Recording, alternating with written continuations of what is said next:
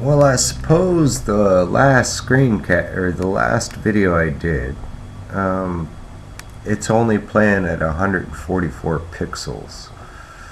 I don't know what that's about. It's the first time something like that's happened. So I'll go ahead and do this one again.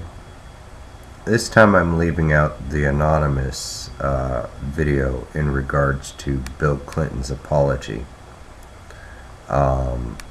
Anyways, do I trust anonymous? Well, I trust humanity. Anybody that hides behind things, sometimes I don't trust. I might trust them after all this is said and done and they let themselves be known. But anyways, it's hard for me to trust people that do the same tactics. Right here, let's go into this. Right here, you see these marks? Those are dissolvable implants. Now, let's go over to Clinton. You see that mark on his forehead? I hope this gets it well enough.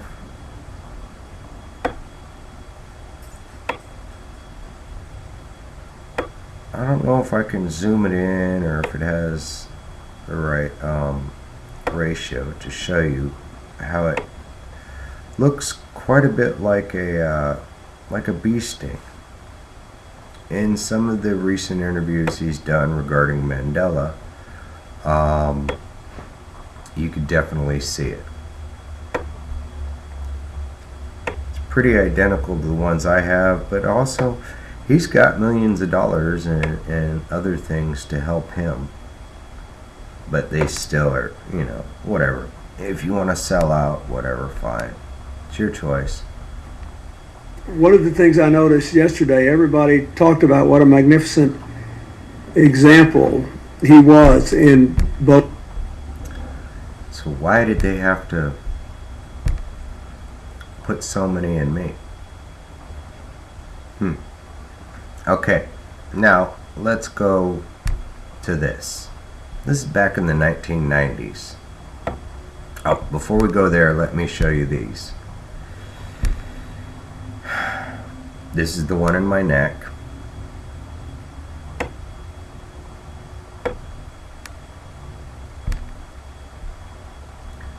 And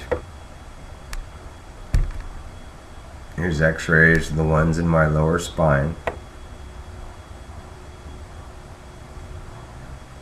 And you can tell up here there's some questionable stuff going on too.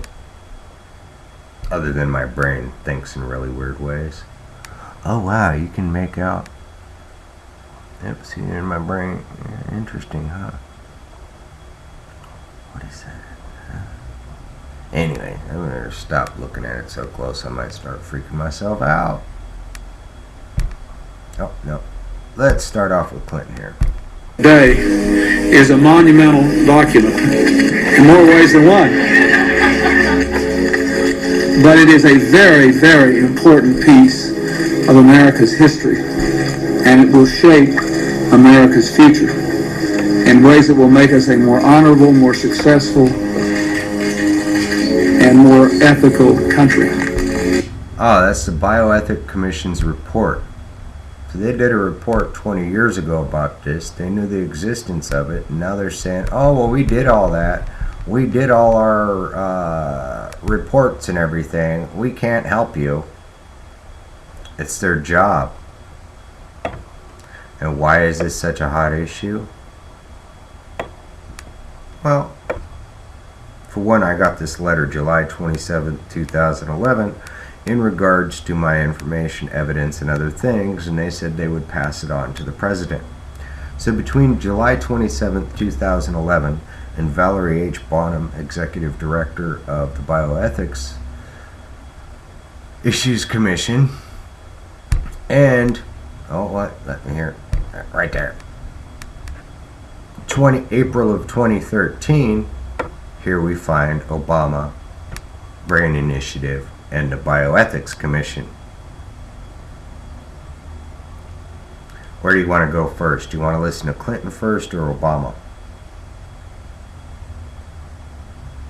Clinton's talking about the atrocities and the horrors, And Obama is talking about the medical benefits. Does that remind you of Nazi Germany? Now, as far as Clinton's part in it, well, he's got that. I got him. So maybe Clinton's not all that bad of a guy. Maybe he's really thinking about a few things here. Doing what he can from where he's at. It's about the best way I could put it. And everybody likes Clinton, so you know. His wife, though, oh my goodness, nobody likes her. I don't know why, but at least a lot of people like him.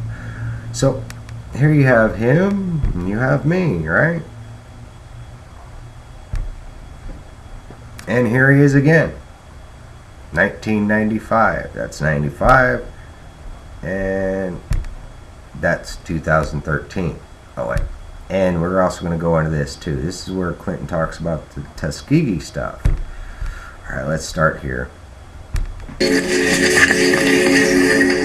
What this committee learned, I would like to review today with a little more detail than Dr. Fraden said, because I think it must be engraved on our national memory. Thousands of government-sponsored experiments did take place at hospitals, universities, and military bases around our nation.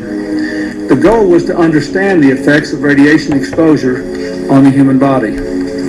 While most of the tests were ethical by any standards, some were unethical, not only by today's standards, but by the standards of the time in which they were conducted. They failed both the test of our national values and the test of humanity. You want to know some of what they did to me? Here. Let's get this right fucking down. And this one should show enough.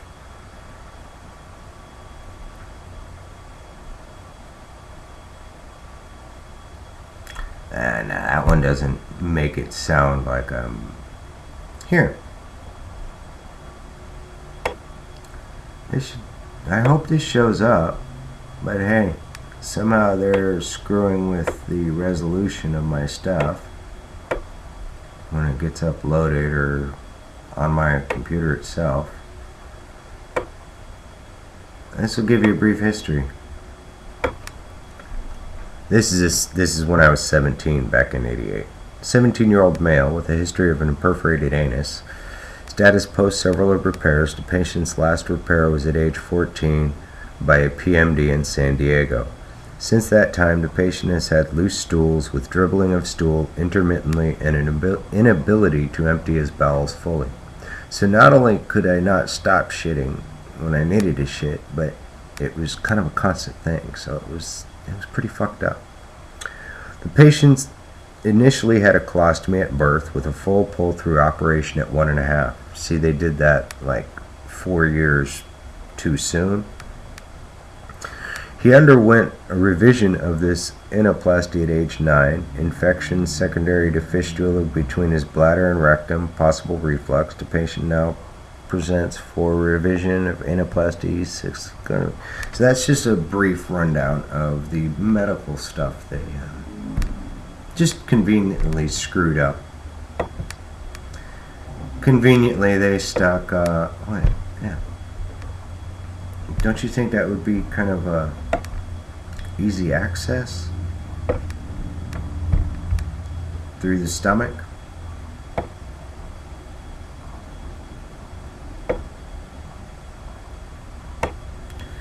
And I would bet that's an implant showing up. That's probably the GPS. They probably stuck a GPS device in my back at some point. Yeah, that's kind of weird, ain't it? All that. Anyway, I'm not going to go into what I'm looking at, because I barely know what I'm looking at, but I know a foreign object when I'm looking at it.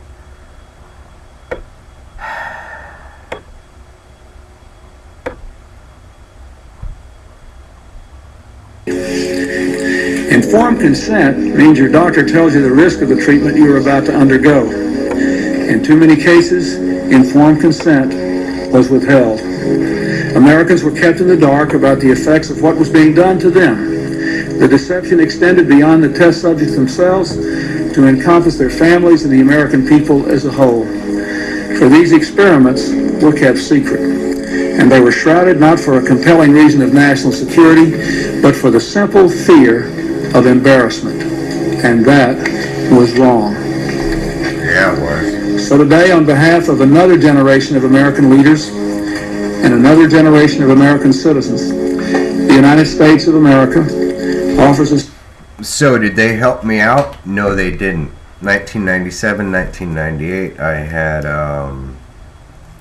had learned that there was a ABS, an artificial bowel sphincter, that was being tested. That's all that I had signed up for, was that, the prosthetic device, in order to keep from shitting my pants. It didn't keep me from living life. But the way it looks is, instead of helping me, what they did is they just decided to do some more bullshit. Sincere apology to those of our citizens who were subjected to these experiments, to their families, and to their communities. When the government does wrong, we have a moral responsibility to admit it. The duty we owe to one another to tell the truth and to protect our fellow citizens from excesses like these is one we can never walk away from. Our government failed in that duty, and it offers an apology to the survivors and their families, and to all the American people who must be able to rely upon the United States to keep its word, to tell the truth, and to do the right thing. So how did they just miss my case? How did they manage to overlook my case? Or did they give reparations to somebody that wasn't due reparations and they thought that person was me? Yeah, fuck you, you fucking pieces of shit in Mendocino County that are part of this. Yeah, you know what you did. You took reparations money and you used it for your drug addictions and your court fees and fines and all that other crap. And then you thought I had just went off somewhere and died or something. Or you'd hoped that you can get rid of me without drawing too much attention.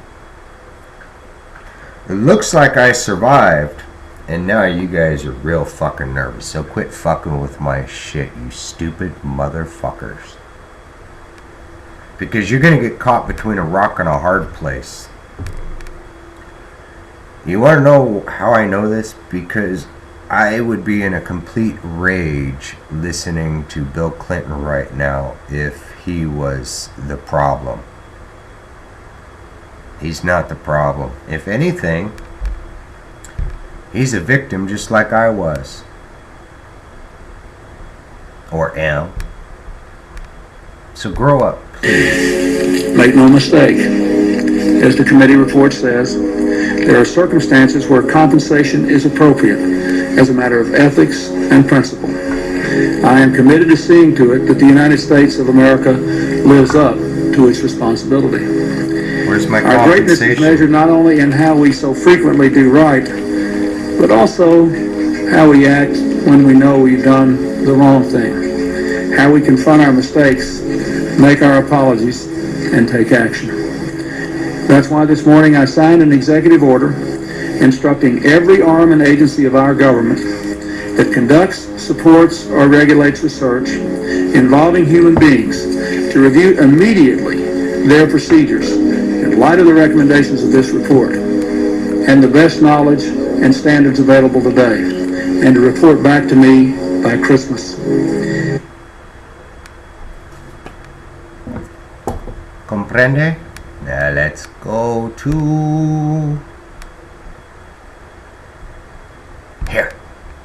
Let's listen to these fuckwads. For being here today.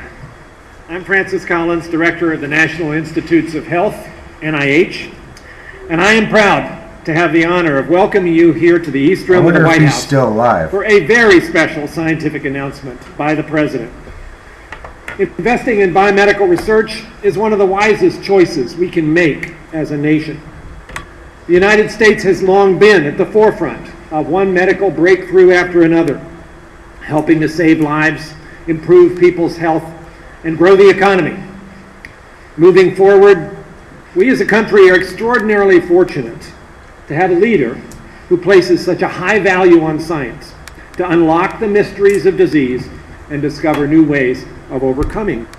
So, in lieu of making reparations to me, Obama and all these others have chosen just to do more harm and cover it up.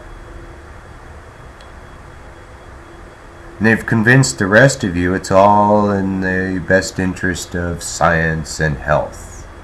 No, it's all about fucking embarrassment.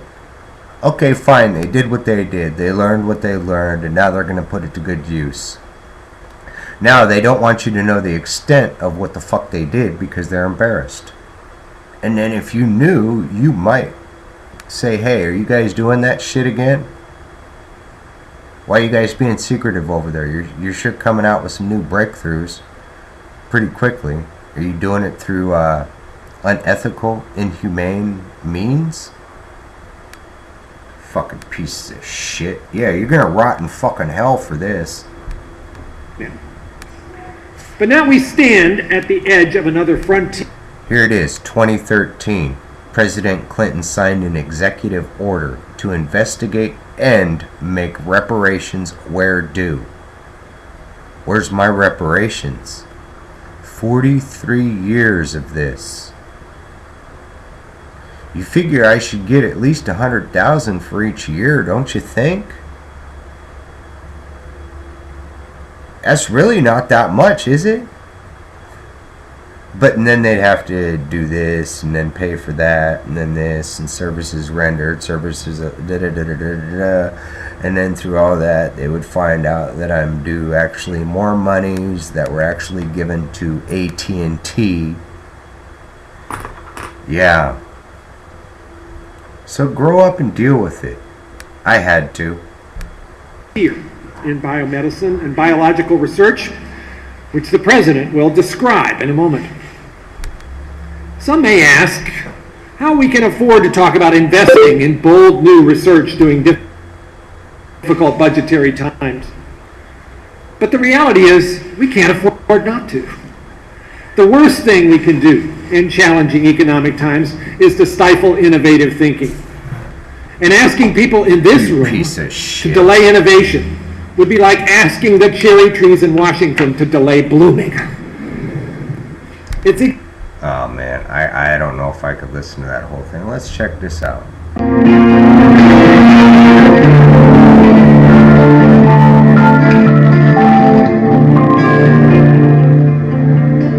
On May 16, 1997, America closed one of the darkest chapters in its history with a single apology.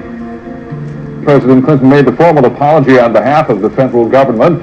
The project denied treatment to men with syphilis, and the president says their lives were trampled on. Carter Howard and Frederick Moss, Charlie Pollard and Fred Simmons, and Herman Shaw at the White House to hear words overdue. To the survivors, to the wives and family members, the children and the grandchildren, I say... So are you going to wait until I'm in my 90s in a wheelchair and then wheel me into the White House for a fucking PR campaign? Yeah, this is what they fed to Clinton. As, well, 1997. I just mentioned 1997, didn't I? Say what you know. No power on earth can give you back the lives lost, the pain suffered, the years of internal torment and anguish. What was done cannot be undone. Yeah, but we can end the silence. We can stop turning our heads away. We can look at you in the eye and finally say, on behalf of the American people, what the United States government did was shameful, and I am sorry. So why have you turned your head, Clinton?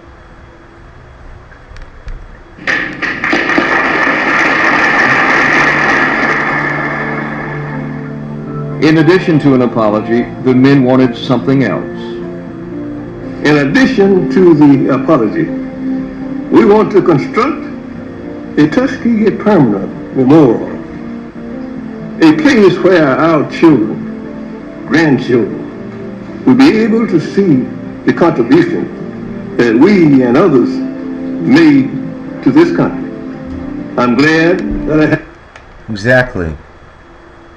You know, there were some of the most decorated airmen in World War II. Look what they did to them. What was I? Look what they did to me.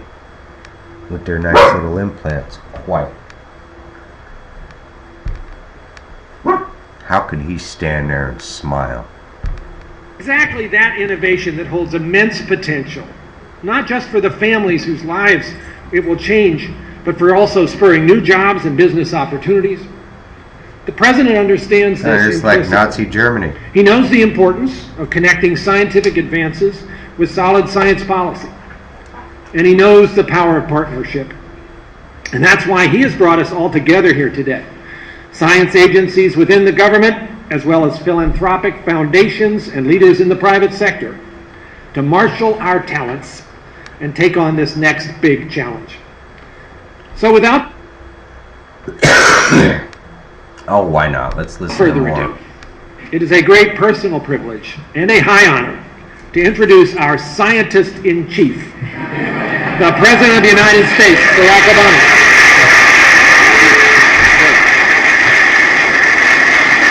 Thank you.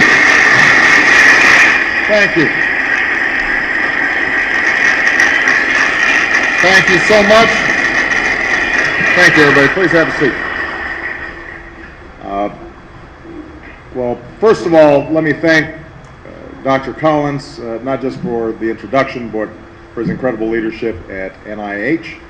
Those of you who know Francis also know that he's quite a gifted singer and musician, so I was asking whether he was going to be willing to sing the introduction, and he declined, but his leadership has been extraordinary, and I'm glad I've been promoted to scientist-in-chief. Given my grades in physics, I'm not sure it's deserving, but I hold science in proper esteem. Maybe that gives me a little credit. You know, today I've invited some of the smartest people in the country, some of the most imaginative and effective researchers in the country, some very smart people, to talk about the challenge that I issued in my State of the Union address: to grow our economy, to create new jobs, to reignite a rising, thriving middle class by investing in one of our core strengths, and that's American innovation. Ideas are what power our economy. It's what sets us apart. It's what America's been all about. We've been a nation of dreamers and risk takers. People who see what nobody else sees sooner than anybody else sees it. We do innovation. He's talking about my ability and how they can get it. How they can get the fucking answers. Hence the implant. Get it? I just want to get to where he talks about bioethics commission. And we don't just attract the best science in ways that we could never have imagined. Computer chips, GPS technology. This has been used, that technology, to create countless new jobs. One's helped lead that genome effort. And that's why we thought it was appropriate to have him here to announce the next great American project, and that's what we're calling the BRAIN Initiative. So they had the guy from the genome effort, which would be privy to certain other things that I've gone into in my stuff, dealing with my bloodline and all that other stuff. Now he's involved in this. Doesn't it all seem rather convenient to you? You know, as humans, we can identify galaxies light years away. So as a result, we're still unable to cure diseases like Alzheimer's or autism. and better understand how we think and how we learn. And of course, none of this will be easy. If it was, we'd already know everything there was about how the brain works, and presumably my life would be simpler here. Could explain all kinds of things that go on in Washington. And we could Yeah, I think prescribe he's something. signing his death warrant. So it won't be easy. But think about what we could do once we do crack this code. Imagine if no family had to feel helpless watching a loved one disappear behind the mask of Parkinson's, struggle in the grip of epilepsy. Imagine if we could reverse traumatic brain injury or PTSD for our veterans who are coming home. Alright, I've had enough of this. That should give you enough of a rundown.